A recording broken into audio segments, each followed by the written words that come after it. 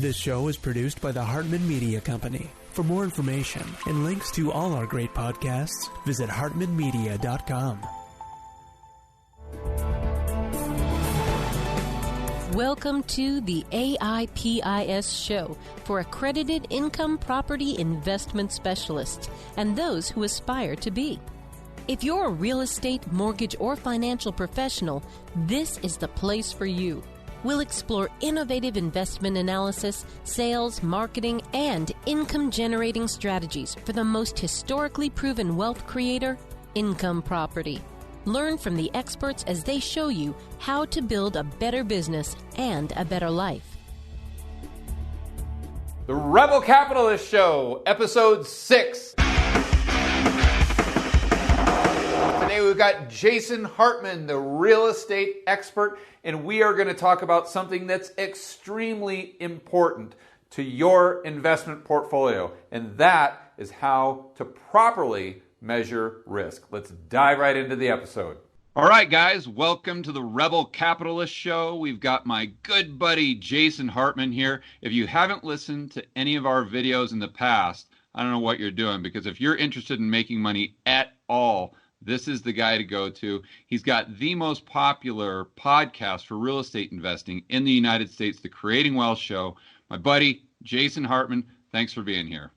Hey, George, it's great to be back on your show. And, you just do such a good job educating. Ever since our client, Clay Slocum, who loves your channel, told me that you mentioned my name on your show a couple times, I tuned in, and I've been learning a ton with your awesome whiteboard videos. So it's really an honor to be back. So thanks. All right. So we've discussed a few things in the past that are extremely important to people who want to get involved with real estate investing, but we haven't gone over everything.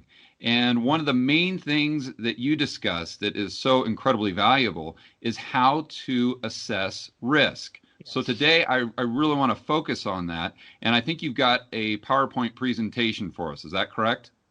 Yes, I do. And one of the most important things to do is manage risk. There's a great idea of getting a return on your money, but the most important thing is getting a return of your money, right? Get a return of your money first, and then get a return on your money after you get a return of your money. Right. So that's what we're going to talk about today. And George, it is amazing that you can really, really dramatically limit your downside risk. Nothing is risk-free. There is no such thing as a passive investment. Income property certainly is not a passive investment. Anybody that promises that is a complete liar.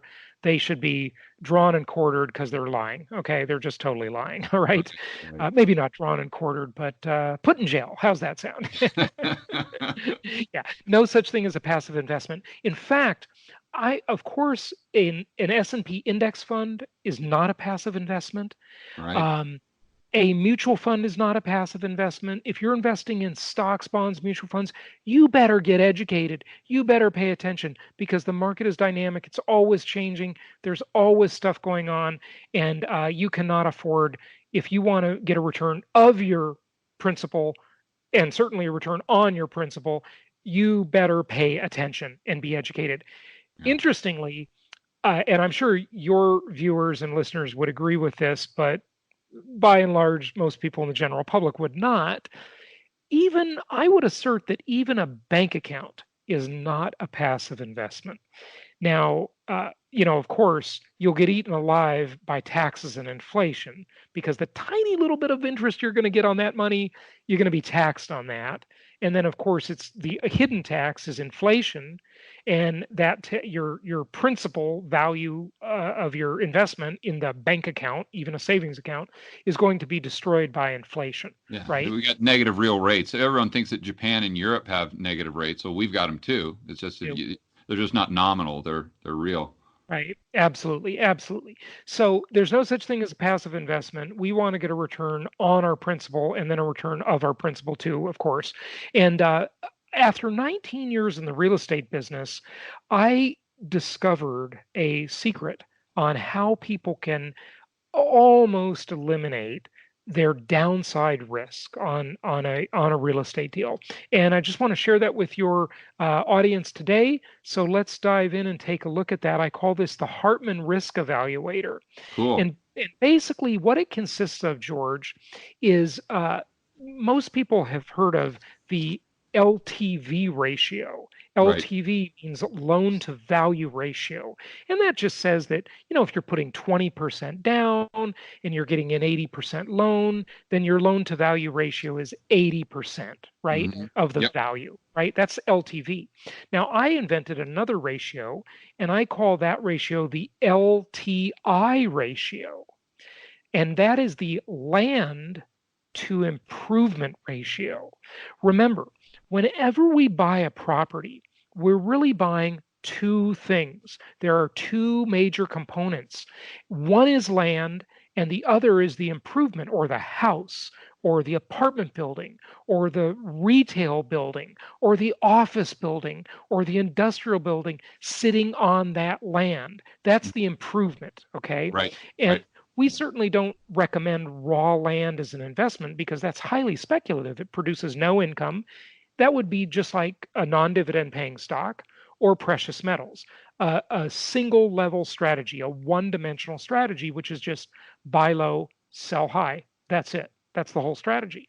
Of course, a multi-dimensional strategy is better. Income property is beautifully multi-dimensional. It's great like that. So then you go to two dimensions, dividend paying stock, buy low, sell high, plus get some dividends on the way. Go ahead. Oh, no, that's what I was going to ask you. What were the multi-dimension, or what makes income property multi-dimensional? Yeah, a whole bunch of things. There is the income, as the name would imply, that it produces, right? The rental income. There's the appreciation, the leverage, the tax benefits, and the depreciation. Depreciation meaning the awesome tax benefit you get. That's the holy grail of tax benefits. It's called depreciation. And we can talk about that as well. And then beyond those commonly known things, there's the thing we talked about in that three-part video series we did for your viewers, and that is inflation-induced debt destruction, IIDD. I know it's a mouthful.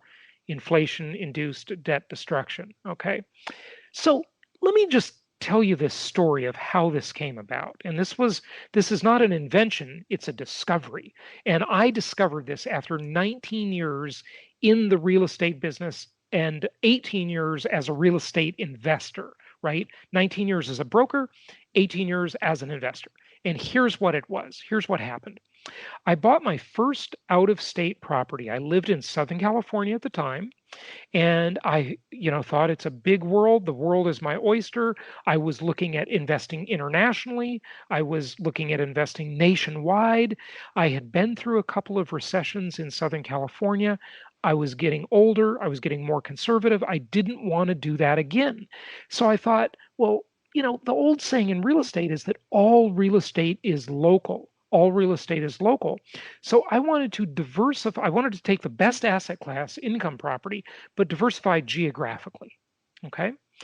And the amazing thing I discovered is I got this call from my insurance agent. Her name is Jennifer, and she worked at an insurance brokerage in Irvine that I had used, Irvine, California. And so I was buying two properties right around the same time. One was a home in which to live, okay, and that was in Orange County, California. It was an fairly expensive home compared to the rental properties we look at. And another was a rental property across the country, okay, in the southeastern United States. And Jennifer calls me up and she says, Jason, we're going to give you insurance on your rental property for $135,000. And George, it struck me at that point. That was the discovery. That was the aha moment. That was when the light bulb went on. Here's why. The insurance company only insures the improvement, not the land, because the land doesn't burn down. The land doesn't get vandalized. The land is not insured, okay, the lot that the house is sitting on. But the house itself, the improvement, the structure is insured.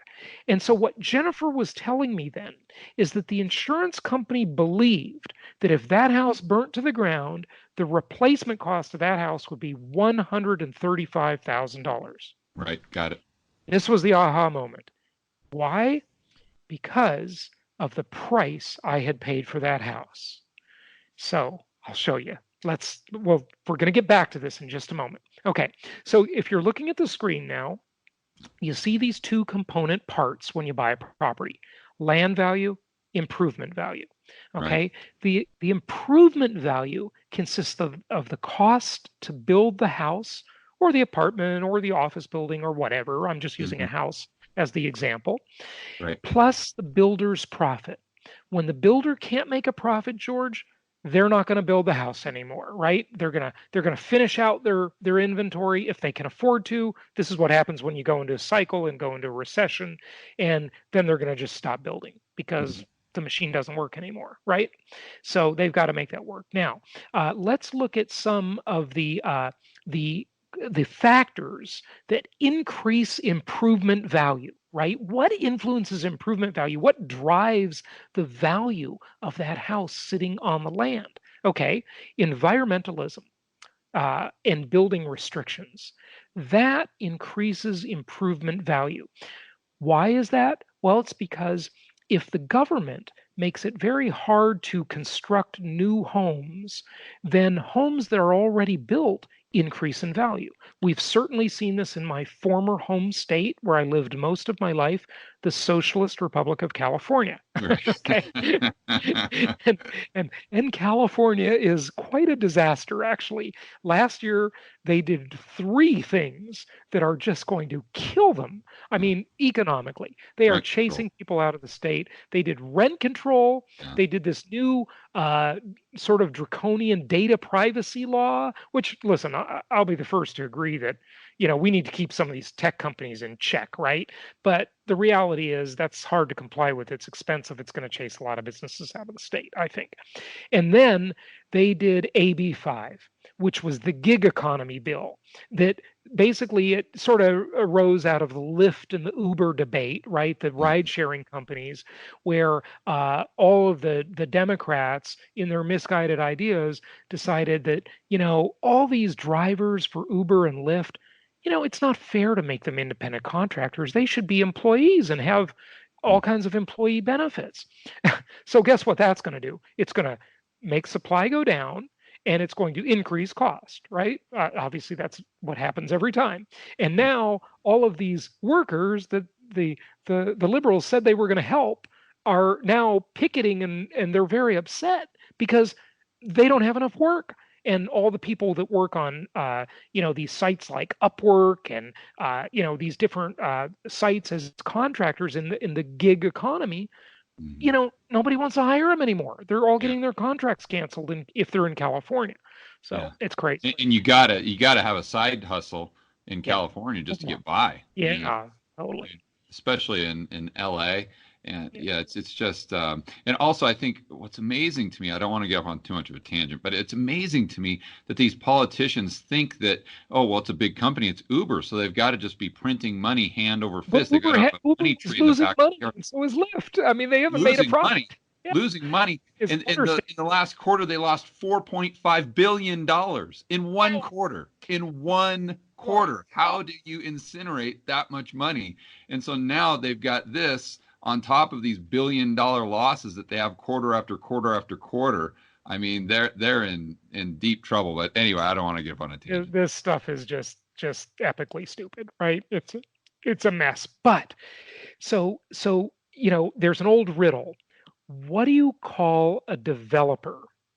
And the answer to that is somebody who wants to build a house at the beach or in the woods. What do you call an environmentalist? Somebody who already owns a house at the beach or in the woods. Okay. Exactly right. And years ago, I had the great thinker Thomas Sowell. Oh man, he's my personal hero. I mean, I can say that he is other than my father. Yeah. I mean, he is just oh man. Anyway, he is just amazing. Thomas Sowell was on my show, and of course, he's a Harvard professor, or I guess former one, and an author of many great books. And he used to write for Forbes Countless. magazine times. Countless. He's a real intellectual. He's a real thinker. And we were talking about this environmental building restriction thing, and I coined a new term during that podcast. And basically the concept is, as soon as everybody, as soon as someone owns their house there, they don't want anybody else to be able to build a house there, right? They want to keep them out, right? That's always the way it works. And they do it under the guise of protecting the environment, but really, I created a new phrase during that interview with Thomas Sowell. I called it environmental racism. And the concept is the way you keep the people of other races out is you create a bunch of restrictive environmental zoning policies so nobody can build a house, so the house prices skyrocket, nobody can afford to live there, right? Right. Not just other races, just anyone, period. Anyone, yeah. You can't have any neighbors at all, right? So environmentalism and building restrictions definitely increases the value of improved properties, okay? That's a big driver. Okay, next one. Industrialization of developing countries, namely China and India, of course, are the biggies, but there's many others. Yeah. And why is that? Because as these countries industrialize, they are just sucking up materials. They are sucking up concrete, lumber, petroleum products. It's just like, they're just the demand for these commodities, for copper, that, by the way, is copper wire in your house, right? The demand for these commodities becomes very scarce as we have the rising, what they coin the term the rising billion, but it's really the rising 3 billion people on Earth that are moving up. They're going to move up into the middle class. Hopefully that works out. And it's this rising tide around the world through globalization is really impacting this. But it's also making materials and commodities more valuable and putting upward pressure on the prices of them. And I think you just hit on a really amazing point right there that very few people think about. I know I've thought about this, but that's just because I've listened to your podcast for so long, and that people see a house as just a structure. It's where we go to eat, where we go to sleep. It's a house, but it's not. It's just a combination of a bunch of commodities. Right, absolutely. And therefore, when you start to look at it as a group of commodities, whether it's copper, glass, concrete, metal, wood, then you look at that from a valuation standpoint and you start to see things much, much differently. Yeah, you do. Because what you really see, and just to demonstrate it, right? I bought this house last year, and if I go back there and knock on the wall, right? It's what I call packaged commodities investing. Right. As real estate investors, we're really commodities investors, but the difference between buying our commodities packaged in the form of a house versus buying them on the exchange is that we can get leverage, we can get very favorable tax treatment, we get all of these benefits when they're packaged. We get paid to own them. Right. We get paid to own them because our tenants pay for them, and it creates what I call self-liquidating debt, right? That mortgage debt gets paid off by somebody else. It's really a form of, in the corporate world, what they call an LBO, a leveraged buyout. When you buy a piece of property, you're essentially making a leveraged buyout, at least for maybe 80% of it, right? Yeah, so of a cash flowing company. And to be clear, when I'm doing my live streams or on my channel, the way I kind of compartmentalize things is I always tell people that at least my definition of an investment is something that you have to get paid to own it. If you're not getting paid to own it, then in my opinion, it's not an investment, it's a speculation. And I think if people compartmentalize things that way, they do a lot better with their overall portfolio, not just with real estate, but yeah. I think you're absolutely right. You're getting paid to own it, and that is a beautiful thing. See, when you package the commodities, you take advantage of very special characteristics that are not available in the individual commodities. If you just buy copper on the exchange, or you buy lumber or pork bellies or coffee or whatever, right? It's not a packaged commodity, it's an individual commodity. Mhm. And, Adam Smith in The Wealth of Nations, he talked about specialization. Right. And, of course, we've all studied this book as a hack economist that we are. Right.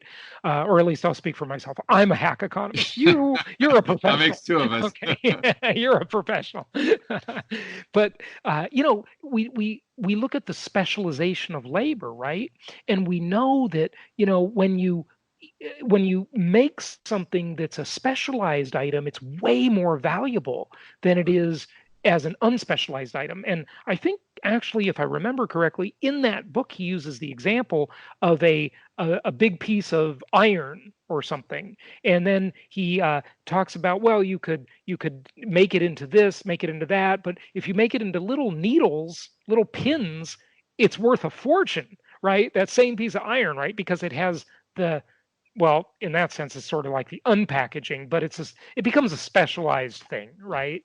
And so the Yeah. same is true of a house or Yeah. or anything like that. Or a rental property. And I would take it a step further, say like a commercial space or anything. If you can compartmentalize a commercial space, you can rent it out for a lot more per square foot, just like Adam Smith's example of breaking things down into a needle. Right. Yeah. Yeah. Breaking it down, it becomes more valuable that way. So getting the commodities package is a much better way to be a commodities investor. Okay. Hmm. I think we've established that. Okay.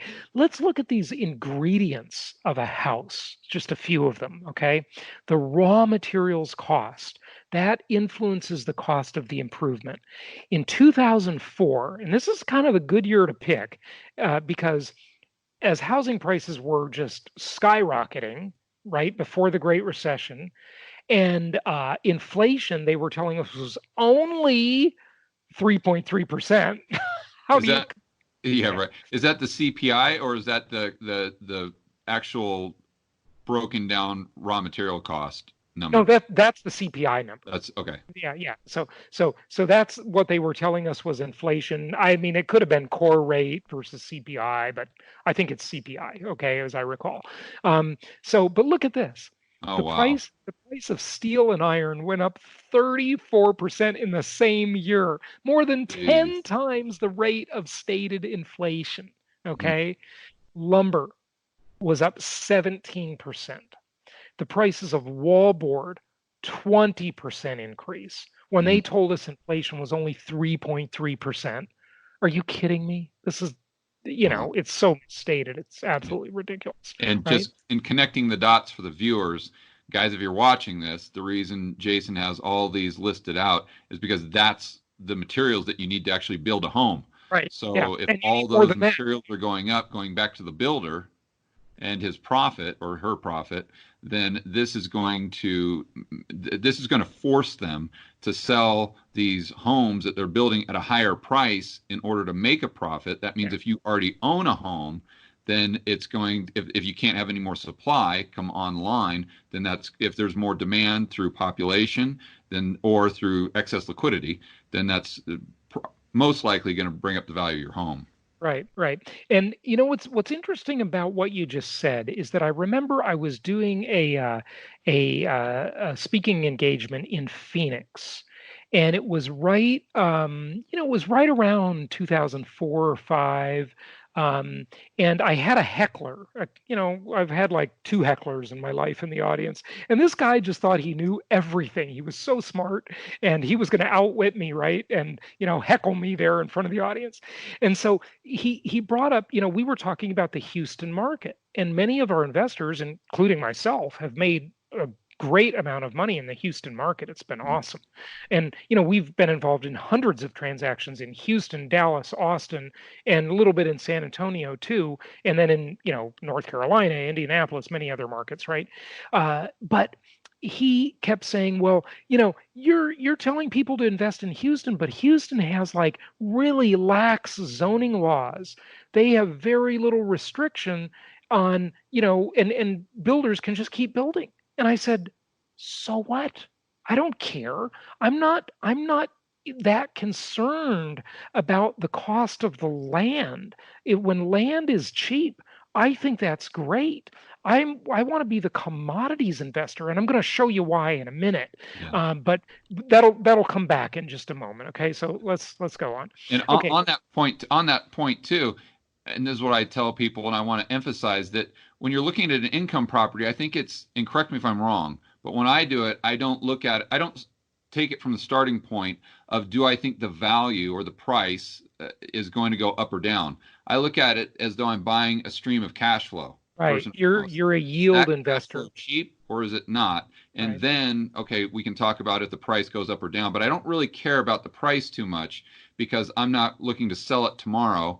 I'm looking to hold it for the long term. So it's more about that income stream. Absolutely. You are a yield-oriented investor.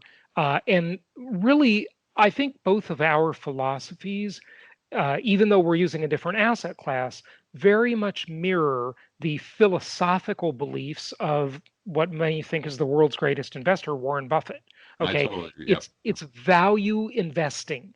You're investing for yield, for cash flow, for dividends, if you will, not speculation. Hey, listen, if the price goes up, I can spend that appreciation just as well as the next person. But I don't care if that happens. This is not lunch money for tomorrow. Okay, this is long-term wealth building, and the way that wealth is going to be built is through all of those multidimensional characteristics, through the self-liquidating debt, the tax benefits, everything else, right?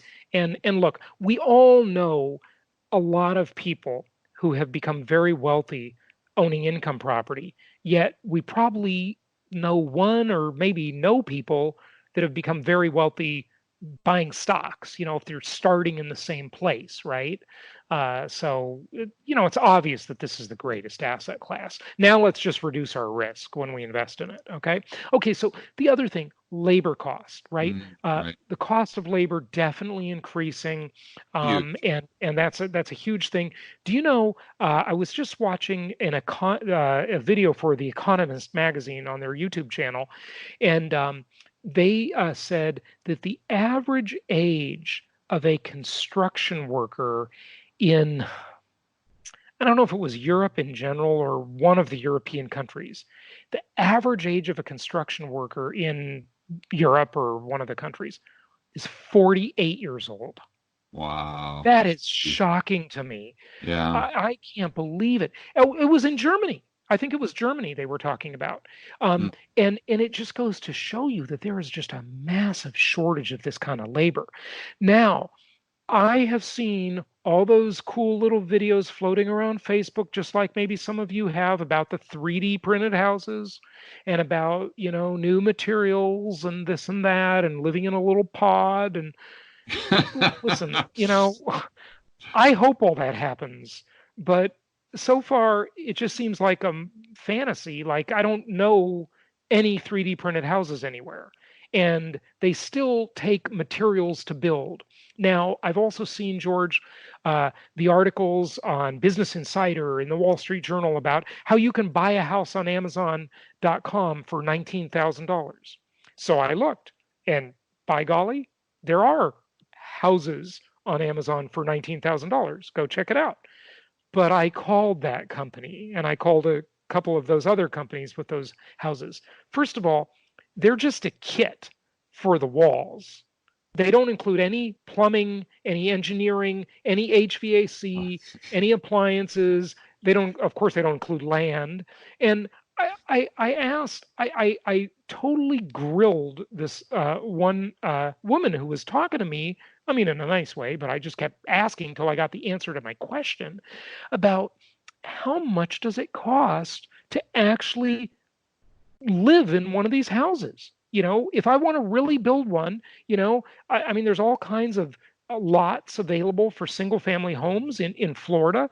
If I buy a lot and I order your house and, I do the engineering and I have the plumbing people come in and do the plumbing and then the electrical people come and do the wiring and everything. And she kept telling me the same thing. She said, our house competes with traditional new home construction costs. And she kept repeating the same phrase. And I said, give me the dollar figure. I need to know how much that is. How much do you think a new home costs? And she's finally told me the answer. $200 a square foot. Right. Right. Well, okay. Yeah, just, I mean, do the math. You got to think about, well, they're not using any different materials. So what would be their cost savings? Like how manufactured saving home. all this cost? It's the same material. They got to ship it to you. So if anything, there would be a higher cost to that. It doesn't really make a lot of sense. I mean, you'd think that it's more efficient to manufacture the components of a house in a factory. I would definitely agree to that. You can just buy trusses. The big thing, when I was a construction worker, I don't know if I ever told you that, in college, I was a laborer on a framing crew. And that's one of the ways I worked my way through high school. Well, I was working in high school, but then worked my way through college as well. And as a laborer, I remember a lot of the homes that we would build in Oregon, in Portland, and some of the cheaper homes, they would just have trusses. And most people probably don't know what those are, but that's where your roof is already built, and they just kind of deliver it to you, and you just bam, bam, bam, kind of tack it in, and you're done. It's almost the same thing. Right. So I believe they should manufacture more and more of the house in a factory, but there's a real stigma to that in America. I don't know if that's true in other countries, but in the US, nobody wants to live in a manufactured house. It's a weird thing. I think it's really dumb, actually. I think you could build a house better in a factory and assemble it on the lot, but whatever. Even if you do that, according to all of those cheap, kits on Amazon, you still, by the time you do the engineering and the permitting and all that stuff, it's $200 a square foot. Yeah. That's no deal. I mean, you can go to jasonhartman.com right now and get properties for far less than $200 a square foot. Okay. Yeah. So, and to take that a step further, I want to put that into perspective for everyone, because this goes back to what you're saying with the steel price surging and the lumber price. I built a home, not myself, but I did a deal in Portland, Oregon when I first got into real estate investing, where I subdivided a lot. I bought a crappy home in a great neighborhood, fixed up the home, subdivided the lot, had the new lot, and then I had a brand new home built on that lot, and that's where we made all our profit. But this was 2013 maybe, something like that, and excluding the land, just the cost of the improvement value, we spent about 120, 130 a square foot. So that just goes to show you how much the cost of building has gone up. In the last, call it 7 years. Yeah, and you know what else? It's not just the first point up here, the environmental and building restrictions, but it's also the constant burden that they're adding to builders to the cost of construction. Because before it was, well, every house had to have a smoke detector. Then it had to have a smoke detector in every bedroom and a couple other places. And now it's got to have a carbon monoxide detector. And, this is all well, and now it's got to have like low flush toilets and, special shower heads. And, it's got to have, LED lighting. And, they just keep throwing on the regulations and making it more expensive for them to build. And, then it's got to have smart home features and smart thermostats. And, all this stuff is great. I mean, I love technology. Okay, I'll be the first to say, but when you require it, all I'm saying is it just makes it more expensive to build. But I think that's a great point. Most people don't understand why the supply of homes, especially in a lot of areas, is so low right now. They're like, why don't these builders just go out there and make it happen? They can't. They would love to. Yeah. I've taken it back to that exact same house that I was talking about in Portland, Oregon. Right. In order to subdivide that lot, and keep in mind, I'm doing this, they're going to make a lot more in property taxes. They're actually encouraging people to subdivide these lots to bring the population in from the suburbs to revitalize this downtown area. So I'm doing them what they want me to do. But they're making it really tough, right? They're tough. Yeah, it's an understatement. Yeah. Listen, there was a side road there that this lot was on. They made me, out of my pocket, repave the road, put in gutters, and this old lot, it was run down. It was an eyesore, but it had all these trees on it that we were going to go in there and just level to build this new home. Well, they made me hire one of their arborists, which is a tree pro guy. A tree person, yeah. I got to pay this guy $3,000 to come out and tell me what all these trees are. Oh yeah. And then I had to replant. I had to build a median on, well, not really a median, but you know, on the sidewalk, how they've got the row for the trees.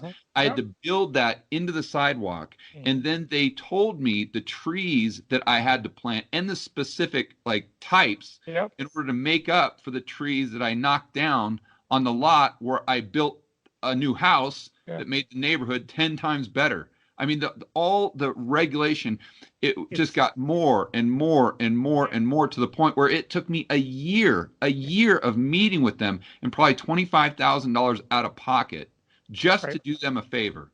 I mean, it's insanity. So that's I know. It's absolutely nuts. Yeah. Why we have a housing shortage. That's why. That's why you have a homeless problem, because you've made it really tough to build. And I didn't even mention fire sprinklers, which are hugely expensive. And any developer of a tract will tell you that whenever there's a cul-de-sac or, you know, the planning of the roads within the development that they're building of a tract home development, that turnaround area for the fire truck keeps getting bigger and bigger and bigger.